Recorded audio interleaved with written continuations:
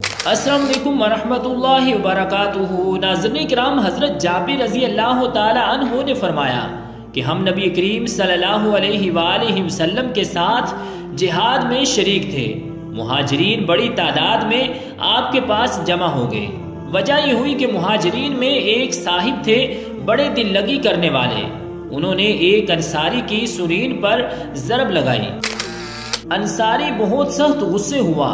اس نے اپنی برادری والوں کو مدد کے لیے پکارا اور نوبت یہاں تک پہنچی کہ ان لوگوں نے یعنی انصاری نے کہا، اے قبائل انصار مدد کو پہنچو، اور مہاجر نے کہا، اے مہاجرین مدد کو پہنچو۔ یہ شور سن کر نبی کریم صلی اللہ علیہ وآلہ وسلم خیمے سے باہر تشریف لائے اور فرمایا، کیا بات ہے؟ یہ جاہلیت کی پکار کیسی ہے؟ آپ کے صورتحال دریافت کرنے پر مہاجر صحابی کے انصاری صحابی کو مار دینے کا واقعہ بیان کیا گیا تو آپ علیہ الصلوۃ والسلام نے فرمایا، ایسی جاہلیت کی ناپاک باتیں چھوڑ دو۔ لیکن عبداللہ بن ابی سلول منافق نے کہا کہ یہ مہاجرین اب ہمارے خلاف اپنی قوم والوں کی دہائی دینے لگے۔ مدینے پہنچ کر ہم سمجھ لیں گے کہ عزت دار ذلیل کو یقیناً باہر نکال دے گا۔ حضرت عمر رضی اللہ تعالی عنہ نے اجازت چاہی، یا رسول اللہ صلی اللہ علیہ وسلم، ہم اس ناپاک پلید عبداللہ بن ابی کو قتل کیوں نہ کر دیں؟ لیکن آپ صلی اللہ علیہ وآلہ وسلم نے فرمایا، ایسا نہیں ہونا چاہیے کہ لوگ کہیں گے کہ محمد صلی اللہ علیہ وآلہ وسلم اپنے لوگوں کو قتل کر دیا کرتے ہیں۔ ناظرین کرام، علم کے مقابلے میں جہل کا لفظ قرآن مجید میں حقائق کی یافت سے محرومی، اناد و تکبر، ضد اور ہٹ درمی اور تعصب و تنگ نظری کی بنا پر حقائق و معارف سے آراز و انحراف کے معنی میں استعمال ہوا ہے۔ آفاق و انفس کی شہادتیں، توحید و رسالت اور آخرت کے دلائل، پیغمبران خدا کی سرگزشتیں اور اقوام بعیدہ یعنی عرب کے وہ پرانے باشندے جن کا اب نام و نشان نہیں رہا کہ انجام علم سے بے بہرہ اشخاص کے لیے بے معنی ہو جاتے ہیں۔ یہی وجہ ہے کہ قرآن بار بار یہ حقیقت ذہن نشین کراتا ہے کہ کائنات کی نشانیاں اور آفاق و انفس کی شہادتیں ان لوگوں کے لیے سود مند نہیں ہوتی جو علم و آگہی کی نعمتیں غیر مترقبہ سے شرف یاب نہیں ہوتے، جو لوگ تدبر و تفکر کو کام میں نہیں لاتے اور حقائق کی جستجو میں سرگرداں نہیں ہوتے۔ ان کے لیے خالق دو جہاں کی نشانیوں میں خیر کا پہلو حاصل کرنا ممکن نہیں ہوتا، اور بسا اوقات ان کا عمل حقائق سے دوری، اللہ عز و جل پر افتراء پردازی اور اپنے ساتھ نوع بشر کی گمراہی پر منتج ہوتا ہے۔ یہ انتہائی شنی حرکت ہے کہ اللہ رب العزت کے بے پایا احسانات کو فراموش کرتے ہوئے ایک انسان اس کی طرف خلاف شان باتوں کا انتساب کرے اور خود پیکر ضلالت بن کر نوع انسانی کی گمراہی کا سبب بنے۔ پھر اس شخص سے بڑھ کر ظالم کون ہوگا جو اللہ تعالیٰ کی طرف منسوب کر کے جھوٹی بات کہے تاکہ علم کے بغیر لوگوں کی غلط رہنمائی کرے۔ ناظرین کرام، جہل و ناواقفیت کی سنگینی اس آیت کریمہ میں بھی آیا ہے، اور انسانوں ہی میں سے کوئی ایسا بھی ہے جو کلام دل فریب خرید کر لاتا ہے تاکہ علم کے بغیر لوگوں کو اللہ کے راستے سے بھٹکا دے۔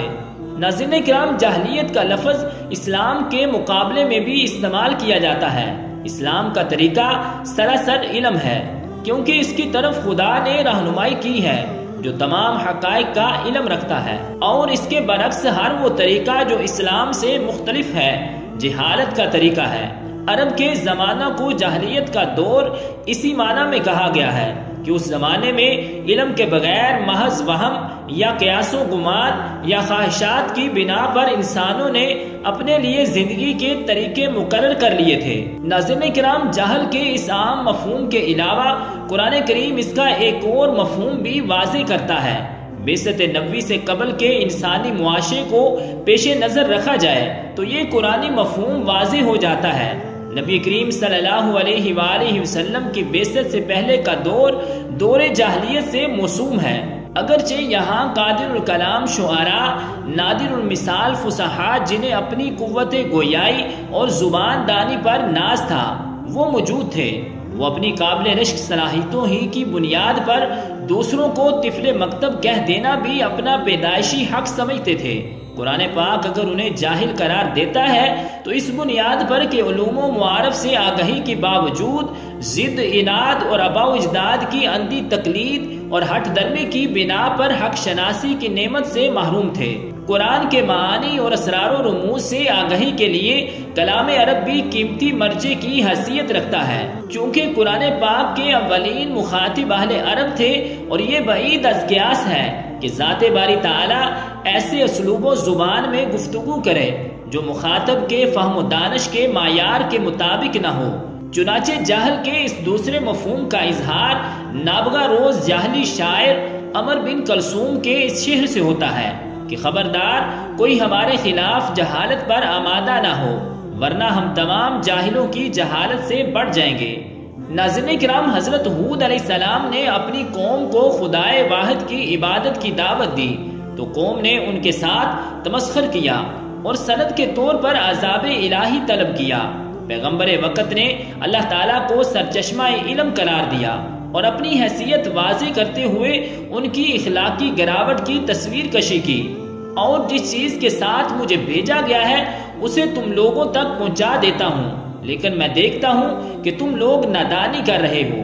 ناظرین کرام، حضرت موسیٰ علیہ السلام نے اپنی قوم کو رشد و ہدایت کی تلقین کی اور جانور ذبح کرنے کے حکم الہی کو ان کے گوش گزار کیا تو انہوں نے پیغمبر کی شان میں نازیبا کلمات کہے۔ اس پر پیغمبر نے ان کی جہالت سے پناہ مانگی، کہنے لگے کیا تم ہم سے مذاق کرتے ہو؟ موسیٰ علیہ السلام نے کہا میں اس سے خدا کی پناہ مانگتا ہوں کہ جاہلوں کی سی باتیں کروں۔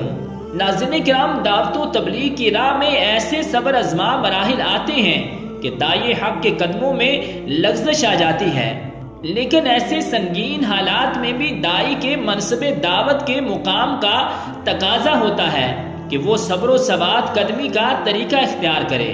دعوت کے اس مقدس مشن میں ایسے مخاطبین بھی سامنے آتے ہیں جن کے اذہان و قلوب پر ضد، اناد اور آبا پرستی اور تقلید جامد کی وجہ سے حق کی روشن شعاؤں کا گزر نہیں ہوتا۔ وہ کبر و غرور کے نشے میں بدمست ہو کر دعوت صالحہ سے بے اعتنائی برتتے ہیں۔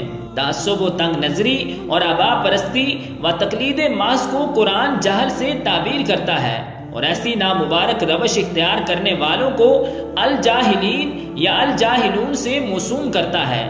داعی حق کو قرآن تلقین کرتا ہے کہ وہ اس مبارک کام میں حکمت کا طریقہ اختیار کرے۔ دعوت کی راہ میں جب کبھی ایسے لوگ منظر عام پر آئیں جو اگرچہ علم و فن کی سریا پر کمندے ڈالے ہوں، لیکن حق کی باتوں کو سننے اور سمجھنے کے لیے اپنے دل و دماغ کے دریچوں کو مقفل رکھتے ہوں، یا ایسے لوگ سامنے آئے جو کسی کالج یا مدرسے سے سند فراغت تو حاصل کر چکے ہوں، لیکن تعصب و تنگ نظری کا حصار اور بے جا رسوم اور روایت کا توق سلاسل ان کے قبول حق میں سد راہ بن رہا ہو، تو داعی سے ایسے نامساعد موقع پر حکمت کو روح بعمل لانے کا مطالبہ ہوتا ہے۔ یہاں ایسے ناقدروں سے آراز کی تلقین کی جاتی ہے کہ اے نبی صلی اللہ علیہ وآلہ وسلم، نرمی و درگزر کا طریقہ اختیار کرو اور معروف کی تلقین کیے جاؤ اور جاہلوں سے نہ الجھو۔ ناظرین کرام، قرآن جہل کو ام الامراض قرار دیتا ہے، جس کی سنگینی سے یہ ناپائیدار زندگی تعفن کا شکار ہو جاتی ہے۔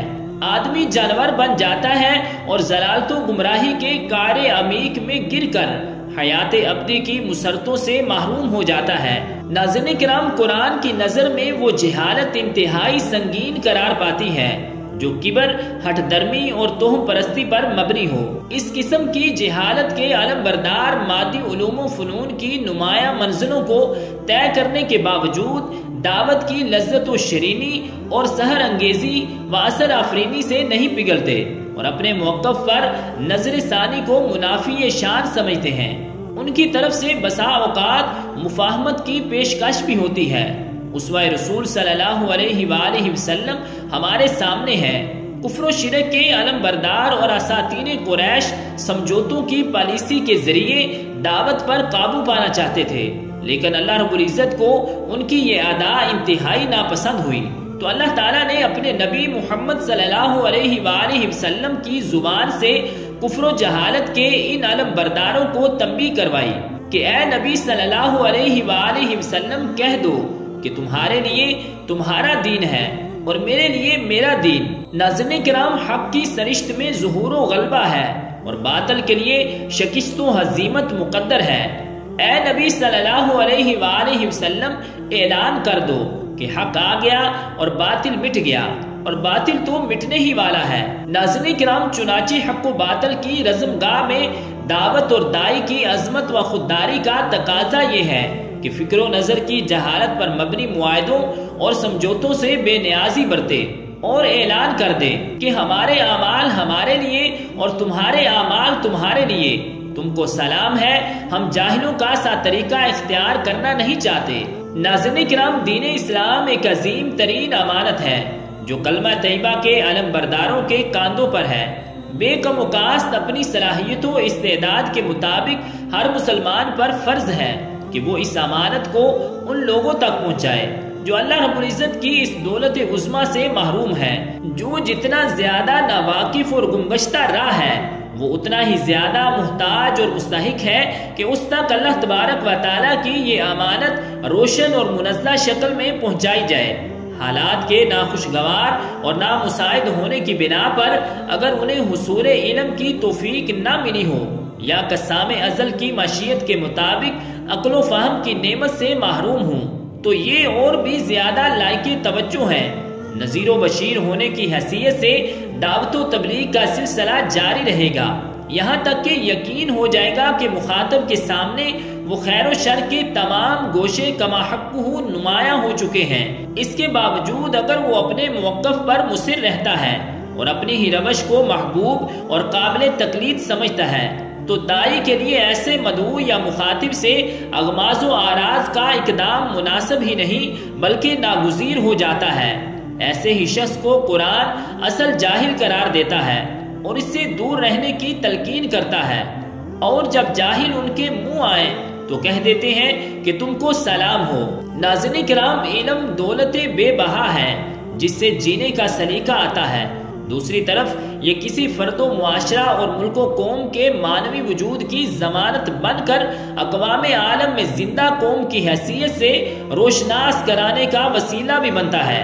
یہی وہ نعمت ہے جو حق شناسی، تواضع، خاکساری اور حدود اللہ کے احترام کے ذریعے سبق سکھاتی ہے، بشرطے کے علم و دانش کی یہ متاع روح، تقوی اور خشیت الہی سے مالا مال ہو۔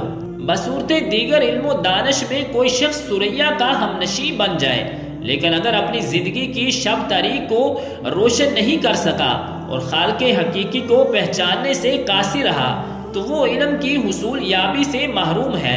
اس کے بالمقابل جہل کا لفظ قرآن پاک میں ناواقفیت اور تعصب و تنگ نظری اور ضد و عناد کی بنا پر اپنے موقف پر جمے رہنے کے مفہوم میں استعمال ہوا ہے، اور بلا شبہ جہل کے یہ دونوں معانی حق شناسی سے محرومی اور زیادہ مستقیم سے دوری پر منتج ہوتے ہیں۔ ناظرین کرام، فکری جہالت میں مبتلا افراد سے ان کے نظریہ و عمل کی تبدیلی کے لیے اصرار حکمت کے خلاف اور دعوت و دائی کی عظمت و شان کے منافی ہے۔ آج اگر فرد یا معاشرہ قرآن کے نظریہ علم کو قبول کرتے ہوئے علم کی حقیقی روح سے اپنے آپ کو مزین کر لے اور جہالت کی تمام تر ظلمتوں کو خیر باد کہہ دے، بالخصوص تعصب و تنگ نظری اور ضد و عناد کے دلدل سے نکل کر اپنا رخت سفر باندھ لے، تو یہ بعید نہیں کہ فرد و جماعت، ملک و قوم، بلکہ پورا معاشرہ انسانی حق و صداقت، اخوت و محبت، اتحاد و اتفاق، وسعت فکر و عمل اور خوشگوار اور شایان انسانیت تبدیلیوں کا روح پرور منظر پیش کر رہا ہو۔ ناظرین کرام، ابو مالک اشعری رضی اللہ تعالی عنہ بیان کرتے ہیں کہ رسول اللہ صلی اللہ علیہ وآلہ وسلم نے فرمایا، میری امت میں جاہلیت کی 4 خصلتیں ایسی ہیں جنہیں وہ نہیں چھوڑیں گے۔ نمبر 1، حسب پر فخر کرنا۔ نمبر 2، نسب پر تان کرنا۔ نمبر 3، ستاروں کے ذریعے بارش طلب کرنا۔ اور نمبر 4، نوحہ کرنا۔ اور فرمایا، جو نوحہ کرنے والی موت سے پہلے توبہ نہ کرے تو روز قیامت اس پر گندک کی قمیض ہوگی اور خارش کا کرتا ہوگا۔ ناظرین کرام، اللہ ہم سب کا خالق و مالک اور رازق ہے، وہی ذات قادر مطلق ہے۔ پوری کائنات کا تصرف اسی کے ہاتھ میں ہے، وہ اس کائنات کا مالک بھی ہے، ملیک بھی ہے۔ اور اللہ کی قربت صحابہ کرام کو مل گئی اور سب کے سب جنت کے وارث ہیں۔